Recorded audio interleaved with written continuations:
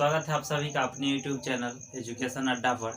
दोस्तों मैं हूं मनीष शर्मा। निश्चित राशि पर 15% की वार्षिक दर से 3 वर्ष का साधारण ब्याज 9,000 रुपया है। यदि ब्याज की दर 30% हो जाए तो 2 वर्षों का साधारण ब्याज क्या होगा? दे दिया है, पहले 9,000 रुपया है और रेट 15% और समय कितना दिया हुआ है? 3 वर्ष है। तो सबसे पहला काम क्या करेंगे, यहाँ से मूलधन निकाल लेंगे। ठीक है, तो देखिए मूलधन बराबर होता है, मूलधन बराबर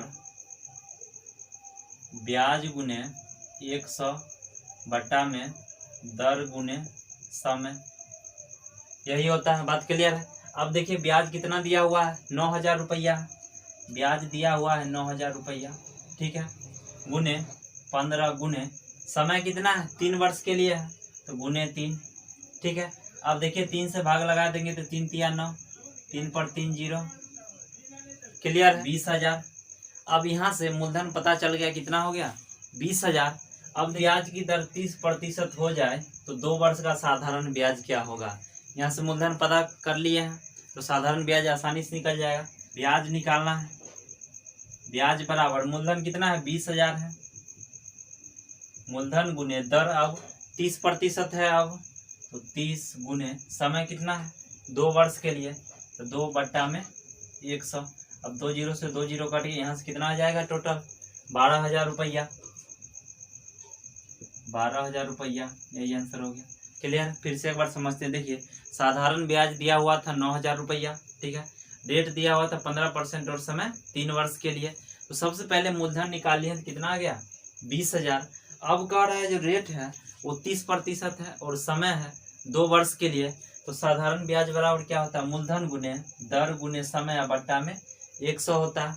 तो मूलधन था 20,000 रुपया, रेट था 30%, समय 2 वर्ष के लिए, बट्टा में 100। यहाँ से 2 जीरो से 2 जीरो कट गया, सबको गुना कर दिया, कितना आ गया, 12,000 रुपया। क्लियर है? कक्षा में 70 छात्र है, 28 लड़कियों का औसत वजन 28 किलोग्राम है तथा बचे हुए विद्यार्थियों का औसत वजन 35 किलोग्राम है, तो सभी 70 विद्यार्थी का औसत वजन क्या होगा? देखिए बहुत ही आसान क्वेश्चन है। औसत बराबर क्या होता है, योग बट्टे में संख्या। तो सबसे पहले हम योग निकाल लेंगे। देखिए औसत बराबर होता है, औसत बराबर योग बट्टा में संख्या। क्लियर है? देखिए 28 लड़कियों का औसत वजन 28 किलोग्राम है, यहाँ से योग निकालेंगे तो 28 गुने 28 प्लस टोटल विद्यार्थी कितना है, 70 है, उसमें से 28 लड़कियां हैं तो शेष कितना बच गया, 42 स्टूडेंट बच गया है।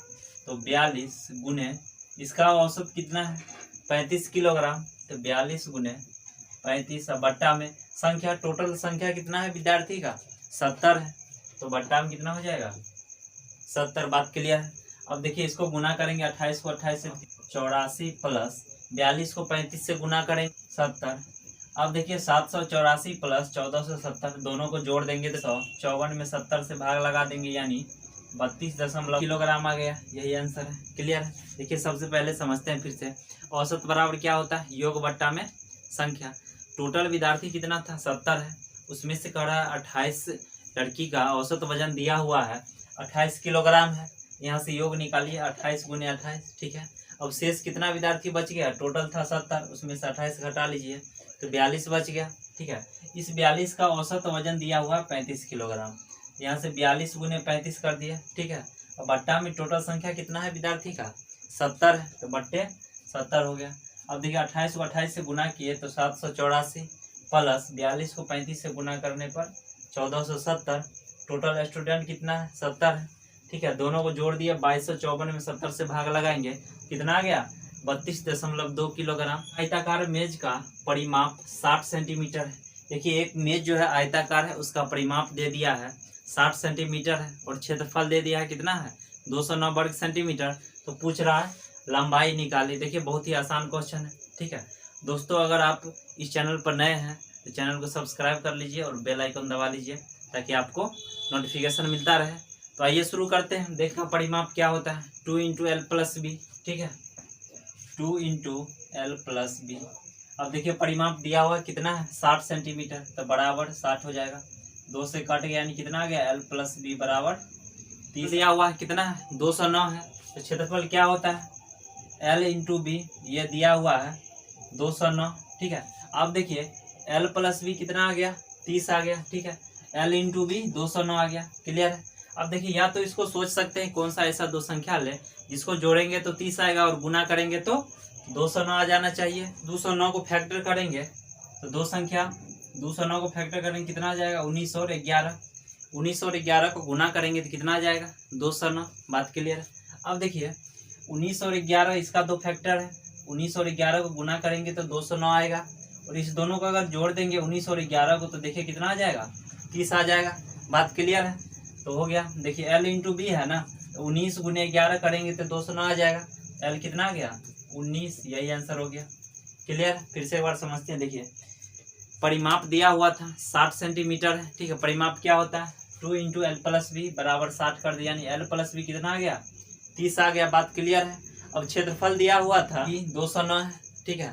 तो या तो ऐसा दो संख्या लीजिए जिसको गुना करेंगे तो 209 होगा और जोड़ने पर कितना, 30 हो जाना चाहिए। बात क्लियर। तो देखिए इसका दो फैक्टर 19 और 11 है, इस दोनों को गुना करेंगे तो 209 आ जाएगा और जोड़ेंगे तो 30 आएगा। तो एल का मान कितना हो गया, 19 और बी का मान 11। बात क्लियर, यानी लंबाई 19 हो जाएगा। और भी तथा डब्लू क्रमशः 15:20:27 के अनुपात में निवेश करते हैं। यदि वर्ष के अंत में कुल 10,230 रुपया का लाभ कमाते हैं तो लाभ में भी का... देखिए बहुत ही आसान क्वेश्चन है। तीनों का रेशियो दे दिया है 15:20:27। बात क्लियर है। अब देखिए वर्ष के अंत में टोटल लाभ कितना होता है, 10,230 रुपया। अब वो जो लाभ होता है उसको किस अनुपात में बांटेगा, तीनों मिल करके 15, 20 और 27 के अनुपात में बांट लेगा तीनों लाभ को। क्लियर है। तो देखिए ये टोटल कितना हो जाएगा, 62। इस 62 का वैल्यू दिया हुआ कितना है, 10,230 रुपया। इसी रुपया को सब अनुपात में बांटेगा तो 10,230 रुपया। क्लियर है। यहाँ से एक का वैल्यू निकालेंगे तो 62 से भाग लगा देंगे, एक का वैल्यू कितना आ जाएगा, 165। बात क्लियर है। तो पूछ किसका रहा, देखिए भी का हिस्सा क्या होगा, तो भी का अनुपात क्या है, 20 है जाएगा। एक का 165 है तो 20 का कितना हो जाएगा, 20 गुने 165। क्लियर है। तो ये कितना हो जाएगा, रुपया, ये आंसर। क्लियर है। चलिए फिर से एक बार समझते हैं। देखिए यू, भी और डब्लू तीनों का रेशियो दे दिया था, 15, 20 और 27 था। और वर्ष के अंत में लाभ कितना होता है, 10,230 अनुपात में कितना हो जाएगा, 15, 20 और 27, 62। इस 62 का वैल्यू दिया हुआ है रुपया में कितना है, 10,230 रुपया। एक का वैल्यू निकालिए कितना आ गया, 165। बात क्लियर है। तो पूछ रहा है भी का कितना होगा, तो देखिए भी का रेशियो कितना है, 20 है। एक का वैल्यू 165 है तो 20 का कितना हो जाएगा, 20 गुने 165 यानी 3300 रुपया। क्लियर है। वस्तु का अंकित मूल्य उसके क्रय मूल्य से 70% अधिक है। 10% की छूट देने के बाद वस्तु 1071 रुपया में बेची गई है। वस्तु का क्रय मूल्य। बहुत ही आसान तरीका बताएंगे जिससे आप इस क्वेश्चन को आसानी से बना सकते हैं। ठीक है। देखिए जब प्रॉफिट एंड लॉस पढ़ाए थे तो उसमें बस एक ही बात को ध्यान रखना था। ठीक है। देखिए पहले सीपी क्रय मूल्य, अंकित मूल्य और विक्रय मूल्य, बस इस फॉर्मेट को आपको ध्यान में रखना है। पहले क्रय मूल्य लिखते हैं, उसके बाद अंकित मूल्य, उसके बाद विक्रय मूल्य। अब देखिए क्वेश्चन में क्या कर रहा है, अंकित मूल्य उसके क्रय मूल्य से 70% अधिक है। ठीक है। अगर सीपी 100 है तो एमपी यानी अंकित मूल्य कितना हो जाएगा, 10% की छूट देने के बाद, छूट जो दिया जाता है हमेशा अंकित मूल्य पर ही छूट दिया जाता है। ठीक है। तो 10% का छूट देता है, 170 है तो इसमें 10% छूट देंगे, 90 बट्टा में 100। बात क्लियर है। अब देखिए 2 जीरो से 2 जीरो कट गया, 17 को कितना आ जाएगा, 153।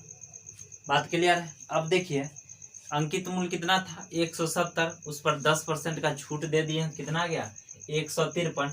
अब देखिए विक्रय मूल्य कितना दिया हुआ, कह रहा है 1071 रुपया में बेचा गया, यानी 153 का वैल्यू दे दिया है, कितना है, 1071 रुपया। बात क्लियर है। 153 का वैल्यू कितना दिया हुआ है, 1071 रुपया। तो 53 का वैल्यू 1071 रुपया, यहाँ से एक का वैल्यू निकालेंगे कितना आ जाएगा, 7 आ जाएगा। बात क्लियर है। तो पूछ रहा है क्रय मूल्य क्या होगा, तो क्रय मूल्य कितना है, 100 है। यानी 1 का वैल्यू 7 है तो 100 का वैल्यू कितना हो जाएगा 700 रुपया। 100 गुने 7 यानी कितना आ गया 700 रुपया। आंसर हो गया। यही क्या हो गया CP यानी क्रय मूल्य। बात क्लियर है। माने तो अंकित मूल्य कितना हो जाएगा 70% ज्यादा कह रहा है तो 170 हो जाएगा। अब कह रहा है 10% का छूट। छूट जो होता है हमेशा अंकित मूल्य पर दिया जाता है। ठीक है तो 170 गुने 90 बट्टा में 100 कितना आ गया 1071 रुपया में बेचा गया। ठीक है तो 153 का वैल्यू कितना हो गया 1071 तो 1 का निकालिए 7 आ गया। हमको पूछ रहा है क्रय मूल्य क्या होगा। क्रय मूल्य कितना माने 100। 100 का वैल्यू निकालिए। 1 का वैल्यू 7 है तो 100 का वैल्यू 100 गुने 7 कितना आ गया 700 रुपया। क्लियर है। जब सवाल पावर वाला हो और एलसीएम पूछा जाए तो सबसे ज्यादा पावर जिसका होता है वही क्या हो जाता है एलसीएम हो जाता है। क्लियर। एलसीएम जिसका पावर सबसे ज्यादा रहता है। देखिए 2 का पावर 2 है यहाँ 2 का पावर 4 है तो क्या हो जाएगा 2 का पावर 4।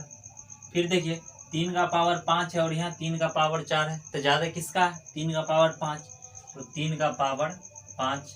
क्लियर है। अब देखिए 7 का पावर 3 है और यहाँ 7 का पावर 1 है। पावर किसका ज्यादा है 7 का पावर 3 तो 7 का पावर 3 यही आंसर हो गया। क्लियर है। देखिए जब भी पावर वाला सवाल आए उसमें एलसीएम पूछा जाए तो सबसे ज्यादा पावर जिसका रहता है वही एलसीएम हो जाता है। ठीक है तो देखिए 2 में सबसे पावर ज्यादा किसका है 2 का पावर 4 तो 2 का पावर 4 ले लिए। ठीक है अब 3 का पावर 5 और 3 का पावर 4 तो 3 का पावर 5 ज्यादा है तो ये ले लिए। फिर देखिए 7 का पावर 3। बात क्लियर है। चलिए आगे काम क्या करते हैं इस ब्रैकेट का तो दोनों का एलसीएम कितना हो जाएगा 24 बट्टा 24। बात क्लियर है। अब देखिए यहाँ से 512 ये भागा बट्टा में चला जाएगा 16 प्लस 4 गुने 5 बट्टे 2 गुने 11 बट्टा 24 आएगा यहाँ पे 11 बट्टा 24। क्लियर है। अब देखिए 16 से ये कितना बार में कट जाएगा भाग लगा देंगे तो 32 प्लस 2 से कट जाएगा 2 दूनी 4 2 से 12 दूनी 24। ठीक है ये कितना आ गया 55 बट्टे 12। क्लियर है। अब देखिए ये दो यहाँ एलसीएम ले लेंगे कितना आ जाएगा 12। ठीक है अब इस 12 को 32 से गुना कर देंगे कितना आ जाएगा 80 प्लस 55 कितना हो गया 439 बट्टे 12 यही आंसर हो गया। क्लियर है। चलिए फिर से समझते हैं। बहुत ही आसान क्वेश्चन था। सबसे पहले इस ब्रैकेट का काम करते हैं। ठीक है तो दोनों का एलसीएम ले लिए 24 आ गया। ठीक है ये कितना आ गया 11 बट्टा 24। अब देखिए 512 भागा 16 है तो बट्टा में चला जाएगा 512 बट्टे 16 प्लस 4 गुने 5 बट्टा 2 गुने इस ब्रैकेट का वैल्यू कितना निकाले 11 बट्टा 24 तो 11 बट्टा 24। ठीक है अब 16 से भाग लगा दिए 512 में कितना बार में कट गया 32 बार में। क्लियर है। अब देखिए 4 2 से भाग लगा दिए 2 दूनी 4 2 से फिर 24 में यानी 12 दूनी 24। ठीक है तो 32 प्लस 55 बट्टा में 12 आ गया। एलसीएम कितना हो जाएगा दोनों का 12 और 12 को 32 से गुना किए तो 384 प्लस 55 यानी 439 बट्टे 12 आ गया। क्लियर। और मनोज के बीच हुए एक चुनाव में रवि को कुल मान्य मतों के 61% मिलते हैं। यदि कुल मत 25,000 थे तथा कुल मतों के 20% को अमान्य घोषित किया गया है तो दूसरे उम्मीदवार मनोज को कितना मत मिलेंगे। देखिए टोटल मत दिया हुआ कितना था 25,000 था उसमें 20% जो है अमान्य घोषित किया गया है। ठीक है तो देखिए टोटल वोट कितना था 25,000।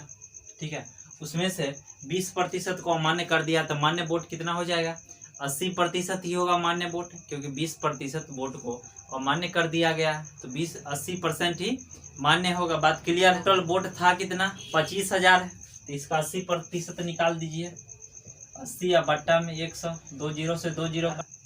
बात क्लियर है। 20,000 वोट ही मान्य है।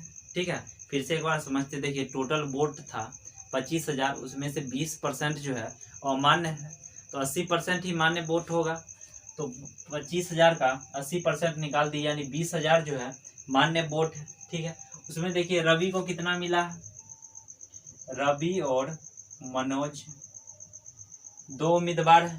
ठीक है रवि को मिला है 61%।